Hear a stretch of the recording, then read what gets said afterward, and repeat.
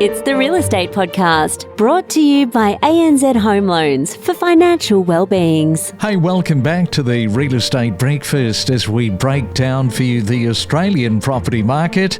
And if you have decided to go ahead this week to buy or perhaps sell your property, and you've got that problem of, which agent or agency do I work with to make that happen? Don't forget, we have this curated real estate list of agencies and agents across Australia. All you've got to do is let us know the area that you are in. You can email us myrealestatepodcast@gmail.com and we will make that connection as easy as that. On a Tuesday morning, it is the 16th of June, halfway through the month already. And the budget, that has been a big talking piece for the last couple of weeks. The more people who find out about the detail, the less they like it. It's a long-term plan for future first home buyers that the government is selling. Well, that's part of it. And there was a 60-minute segment done on the budget with the players and the forecast, which is definitely worth a look if you haven't seen it. I describe it as a budget that crushes innovation, and it's a budget that does not encourage businesses to grow. The status quo in the housing market and the tax system is broken, and we're fixing it. I don't see how it's going to help our generation, that's for sure. Yeah, it's almost demoralising. Like the goalposts keep changing. Yeah, it's quite frustrating. Sometimes you need to move with how the economy changes. We're in this sort of time in our economy where wealth inequality is becoming more of a problem, and that's what they were trying to address. I think the move towards tax reform was the right step for Australia. This should help people who are born today trying to get into the market in 20 years' time to make Australia from continuing to be as unaffordable as it has been in the past 10 years in particular. So there you go. People are not short of an opinion on what the government has done. Criticism after criticism, and some of it scathing. Of course, you can let us know what you think directly. We've got our voice message service available in the show notes or the trusty email. You can get it off your chest, and I am happy to be that sounding board for you. Now, we say that we break down suburbs and areas down for you, one suburb at a time. And in that amount, have you heard of Dural? Now, Dural is a semi-rural and residential suburb located in Sydney. It is around 36 kilometres northwest of Sydney CBD and is part of the picturesque Hills District. And the suburb spans across both the Hornsby and the Hills Shire. So let's take you into this area right now to catch up with Joel Green. He is a partner at Guardian Realty. And Joel, welcome on to the Real Estate Breakfast this morning. You are in a very idyllic regional part of Australia. How did you manage that one? Yeah, that's right. We're lucky enough to be located just northwest of the CBD, so we're located about 35k from the city, which I think in this day and age is quite close in when you consider what's been going on around the Hills District over the last 5 to 10 years. We're obviously lucky to have the Northwest Metro line now, which makes commuting quite easy. It's opened up the area and made it a lot more attractive for people that need to travel into the city on a daily basis, but it also has the feel of, I guess, the country and a bit more rural, still 5 to 10 minutes away from everything else. Yeah, so Dural, it is a premium, highly sought-after area, and it is driven by acreage and lifestyle properties. What makes it that way? Because it really has developed, hasn't it, over the last 25 years? Yeah, that's right. Going back, say, 25 years ago, the ratio of acreage to residential for our office was probably like an 80-20% type split. We now, as a brand, are selling pretty much 50-50 in terms of residential to acreage, and that's just with the urban growth coming closer towards us. A lot of development out here in the northwest, which I'm sure everybody's aware of, around that sort of Box Hill, Kellyville type pocket, which is only 5 to 10 kilometres away from where we're located. So whilst all of the acreage markets north of our office towards Dural, sort of north of Dural towards Glenorrey, Kenthurst, Golston and the like, have stayed that way. A lot of the areas to the west of us are starting to get cut up and developed into residential areas. So that does create a lot more supply and obviously a lot of options in terms of what we're selling. It's not just one type of property. And how much of a factor is it with buyers and people that are living in inner Sydney and they're living there thinking, gee, I wouldn't mind spreading myself into something a little bit more bigger. Perhaps once they sell the Sydney property, they bank some money by the time they've bought where you are. Is that going on with buyers? Yeah, I think we saw a lot of that during the COVID market in the sort of 2020 to 2021 type era when people were working from home and a lot of their work arrangements changed. Traditionally, Acreage has been there's always been that hesitancy for buyers to come out from the city due to the distance. And like I said, with the metro and things moving closer towards us as well as work from home arrangements, we did get a lot of people, we are still getting a lot of people moving out from the city that can now work from home a couple of days a week and not make the commute, say, every day. Or on the flip side, they're quite comfortable jumping on the metro on a daily basis. And look, you can be in the city door to door within the hour. So that's made it a lot more attractive for people moving out of the city. Now, we should have a look at the median house prices and the units. Firstly, let's look at the houses. Median house price approximately 2.5 million. That is showing an annual compound growth of just over 11%.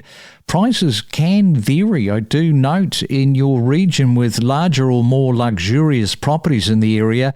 They can sell upwards of between $3 and $4 million. If you're looking for an apartment, the median unit price is around 1.4 million. That is benefiting too from strong annual growth. Those smaller units in retirement properties are sometimes available from around 850 to 900,000.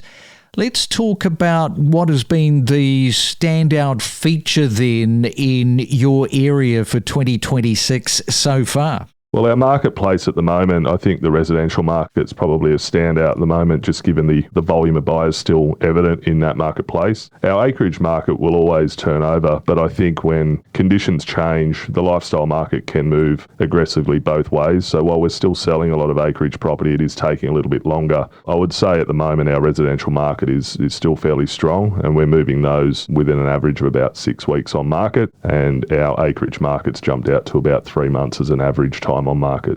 We are talking to Joel this morning, who is in Dural. If you are a first-time home buyer, what is happening in Dural? We'll ask him that after this. We are more than just a real estate podcast. We cover a multitude of subjects, including property data, current buyer-seller sentiment, and the mood of the market. Follow each week all of the main talking points and know your property. And right now, let's catch up with Jess Doolan. She is in the ACT. We have got another property tip coming to you. And Jess, you would like to tell everybody, advise people about what? I would like to advise a lot of sellers in the market. We get the question all the time, is it too early to take an offer? I would say in our market right now, it's never too early to take an offer. So as an owner, be prepared that you will find your buyer in the first 1 to 2 open homes. You definitely want to take advantage of negotiating quite quickly in a market that is oversupplied. Yeah, it's something that we've talked about before because for whatever reason, it gets into somebody's mindset that when that first initial offer comes in, if it's quick, they think they've priced the property wrong. Absolutely. And I don't necessarily think that's the case. I think 80% of buyers that we find in our office are within the first 1 to 2 open homes. So people that are coming through properties in the first 2 weeks are your most qualified and urgent purchasers. They're circumstantially wanting to lock something down quite quick.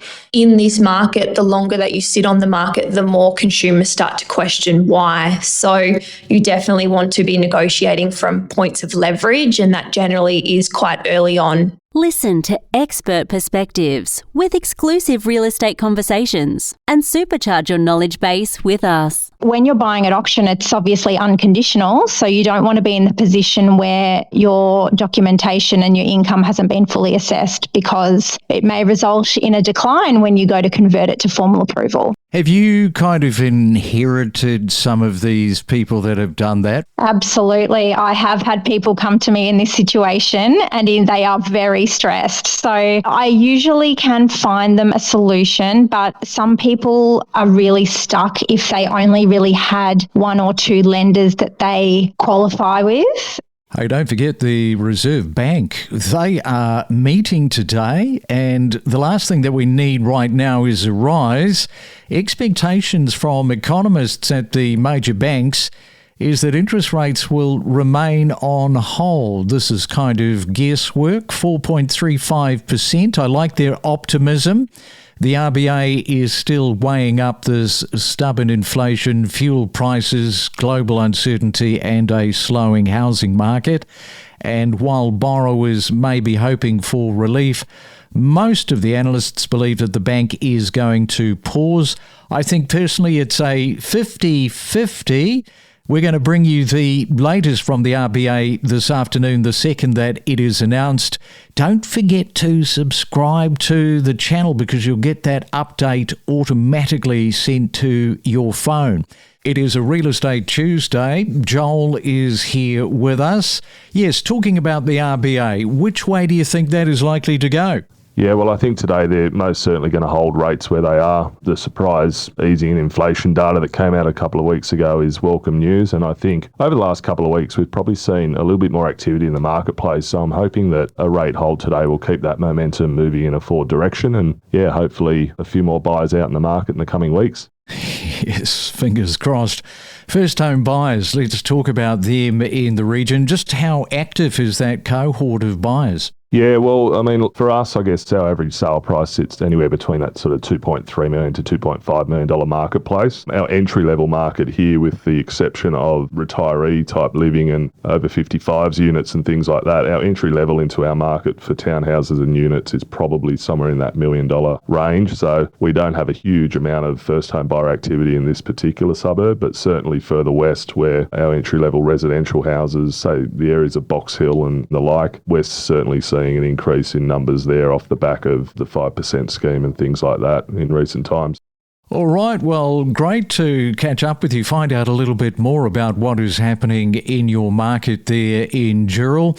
Thanks for coming on to the Real Estate Breakfast. We will hold our breath this afternoon with the RBA, and have a great Tuesday. Appreciate your time. Thanks for having me on. We dive deep into topics like buying, selling, investing, and maximising your property's value, from mortgage advice to the latest property data and trending numbers. Your real estate journey starts here. What are the most commonly overlooked appreciation opportunities hidden inside a typical investment property that you kind of give advice out on? A lot of people buy property that might be, say, built in the year 2005, it's 20 years old, and they renovate it, Craig, and what they're doing, the government says that things like brickwork and kitchen covers, they should last 40 years. But if you were to buy a 20-year-old property and renovate it, well, you've got 20 years left on that kitchen that you might throw away. So what should investors be looking for when reviewing a depreciation report for the very first time? Depreciation reports are the only what's called a non-cash deduction, i.e. it's already in the property when you bought it, right? Every other deduction, Craig, that you get for your investment property, you have to physically pay out cash, whether it be your property management fees, your rates, your taxes. But when you bought that property, you've bought those deductions. And that's what I want to get people's head around. You've already bought the deduction. You just got to get a report that extracts those deductions for you.